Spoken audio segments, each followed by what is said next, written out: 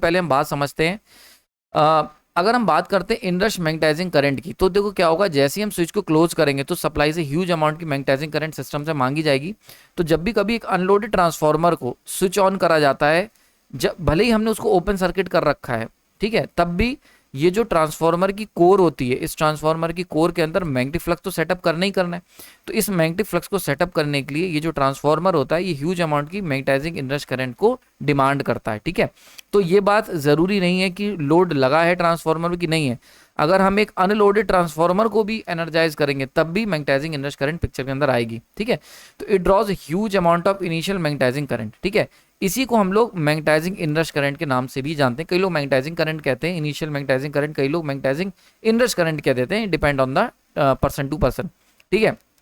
अब देखो खास बात क्या है, खास बात ये कि भैया ये केवल प्राइमरी साइड में ही फ्लो करेगी, ठीक है। प्राइमरी साइड, साइड नहीं होगा, दिस इज दी साइड, ये केवल primary side of the transformer flow करेगी, बस सेकेंडरी साइड में नहीं फ्लो करेगी, बिकॉज सेकेंडरी साइड तो तुम्हारा ओपन सर्किट है। क्योंकि जब भी हम सर्किट को क्लोज करेंगे, आपको पता होगा ट्रांसफार्मर के अंदर we need I not, no load current, है ना। तो ये जो नो लोड करंट होती है, जब हम लोग एक अनलोडेड अल्टरनेटर को ऑन करते हैं तो इसके अंदर huge amount of magnetising inrush current मांगी जाती है। अब जब सेकेंडरी साइड हमने ओपन सर्किट कर रखी है, तो सेकेंडरी साइड में तो कोई करंट फ्लो नहीं करेगा, प्राइमरी साइड में फ्लो करेगा। यही सबसे बड़ी वजह होती है जिसकी वजह से माल फंक्शनिंग हो जाती है डिफरेंशियल रिले की। अब देखो समझते हैं कैसे। तो मान के चलते हैं इफेक्ट ऑफ, देखते हैं कि क्या इफेक्ट होगा inrush current on the differential relay. अब बहुत ही सिंपल है, मैंने आपको बताया, जब भी हम ट्रांसफार्मर के स्विच को यहाँ से ऑन करेंगे ऐसे, तो यहां से क्या होगा, huge amount of magnetising current ये ट्रांसफार्मर तुम्हारा मांगेगा, है ना। अब ऐसे केस में क्या होगा, प्राइमरी साइड में तो भाई मैग्नेटाइजिंग करंट आ गई, यानी कि जो CT1 है इसके अंदर तो तुम्हारी मैग्नेटाइजिंग करंट फ्लो करेगी, ये तो इसको डिटेक्ट करेगा, और डिटेक्ट करके ये क्या करेगा, रिले को भेज देगा कि भैया हाँ मैग्नेटाइजिंग इनरश करंट आ रही है, और सिग्नल पहुंचने लगेंगे। लेकिन सेकेंडरी साइड जो कि ओपन सर्किट है, इसके CT2 के अंदर कोई भी मैग्नेटाइजिंग करंट फ्लो नहीं करेगी, magnetising inrush current, because it will only flow on the primary side. तो इसकी वजह से क्या होगा, सेकेंडरी साइड का जो CT है वो तो कोई करंट डिटेक्ट नहीं करेगा। अब जब वो कोई करंट डिटेक्ट नहीं करेगा, तो यहाँ पर जो डिफरेंशियल करंट क्या होती है, CT1 माइनस CT2। तो ऐसे केस में CT2 में तो कोई करंट फ्लो नहीं कर रहा है, केवल CT1 में फ्लो कर रहा है। तो जो डिफरेंशियल करंट आइडियली जीरो होना चाहिए था, क्योंकि फॉल्ट तो हुआ नहीं है, केवल मैग्नेटाइजिंग इनरश करंट मांगी गई है, वो कितना हो जाएगा, वो मैग्नेटाइजिंग करंट के बराबर हो जाएगा। और मैग्नेटाइजिंग करंट का मैग्नीट्यूड सफिशिएंटली हाई होता है, greater than the I pickup. तो इसकी वजह से क्या होगा, जो डिफरेंशियल प्रोटेक्शन है वो इस इनरश करंट को एक इंटरनल फॉल्ट की तरह ट्रीट करेगी, बिकॉज क्योंकि डिफरेंशियल करंट की वैल्यू आने लगी है। समझ में आ रही बात ये, अगर ये मैग्नेटाइजिंग करंट दोनों तरफ होता तब तो कोई टेंशन नहीं थी, लेकिन क्योंकि केवल CT1 में फ्लो कर रहा है, तो यहाँ पर डिफरेंशियल करंट का सफिशिएंटली हाई मैग्नीट्यूड होगा, ग्रेटर देन दी पिकअप, ठीक है। ये पूरा कॉन्सेप्ट होता है। अब आप यहाँ पर एक बात ध्यान से समझने वाली है कि मैग्नेटाइजिंग करंट खतरनाक तो है और हाई मैग्नीट्यूड की भी है, तो गलती क्या है, अगर डिफरेंशियल रिले तुम्हारी ऑपरेट हो जा रही है, तो भैया समस्या क्या है, कहना क्या चाहते हो, क्या प्रॉब्लम आ रही है। तो भाई प्रॉब्लम ये आ रही है कि मैग्नेटाइजिंग इनरश करंट एक नेचुरल फिनोमेना है, ये कोई फॉल्ट नहीं है। तो हम नहीं चाहते कि हमारी जो डिफरेंशियल रिले है वो इसको फॉल्ट की तरह देखे, हम चाहते हैं इसको डिफरेंशियल रिले जो है बाईपास कर दे, विदाउट ऑपरेट होके निकल जाए। समझ में आ रही बात ये। तो आयुवा को समझ में आ गया हो कि इतनी हाई मैग्नेटाइजिंग करंट हाई होती है, तब भी हम क्यों नहीं चाहते डिफरेंशियल रिले ऑपरेट करें, बिकॉज बहुत जल्दी वो अपने आप को सेटल आउट कर लेती। मैंने बहुत बार आपको बताया कि ट्रांजिएंट करंट या मैग्नेटाइजिंग इनरश करंट जो होती है बहुत क्विकली अपने आप को सेटल आउट कर लेती है ना। तो यानी कि हमें जो नॉर्मल आई नॉट होती है तो 2 to 3%, 2 to 5% of the full load current वहां पर पहुंच जाएगी। तो इनिशियली हाई होगी, देन उसके बाद बिल्कुल सेटल आउट हो जाएगी मैग्नेटाइजिंग इनरश करंट।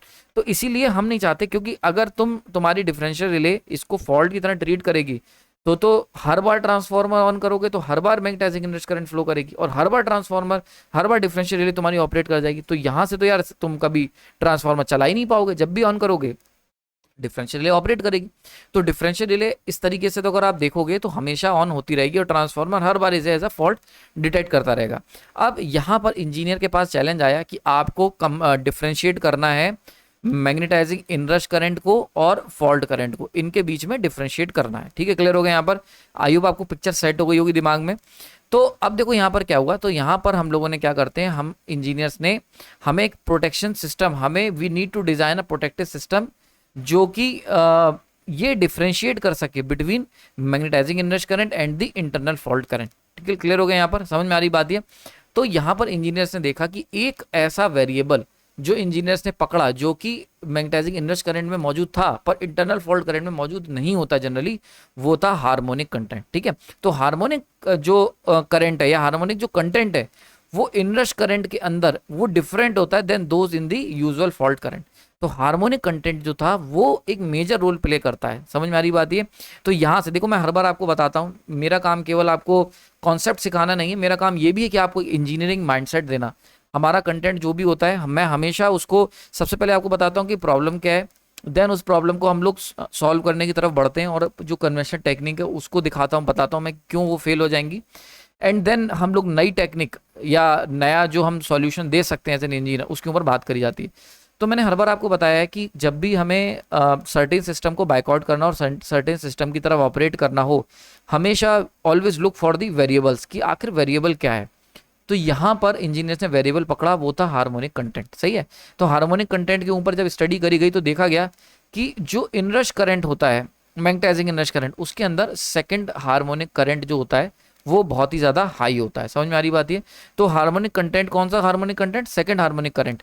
ये काफ़ी ज़्यादा देखने को मिलता है compare to the internal fault. जब भी इंटरनल फॉल्ट होंगे तो सेकंड हार्मोनिक करंट जो होगा वो काफ़ी कम होगा।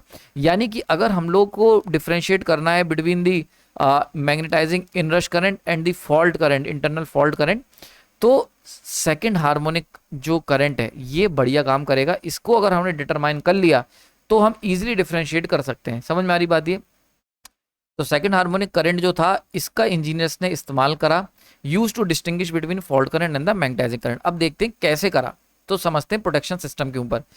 तो हम लोग क्या करते हैं, जो अगर आप चाहते हो कि आपका ट्रांसफार्मर ऑन हो, ठीक है, ध्यान से समझ लो, ट्रांसफार्मर ऑन हो और वो मैग्नेटाइजिंग इनरश करंट भी खींच ले, बट रिले उसको इंटरनल फॉल्ट डिटेक्ट ना करके इग्नोर कर दें, तो इसके लिए हम लोग क्या करते हैं, एक high speed biased differential scheme का इस्तेमाल करा जाता है।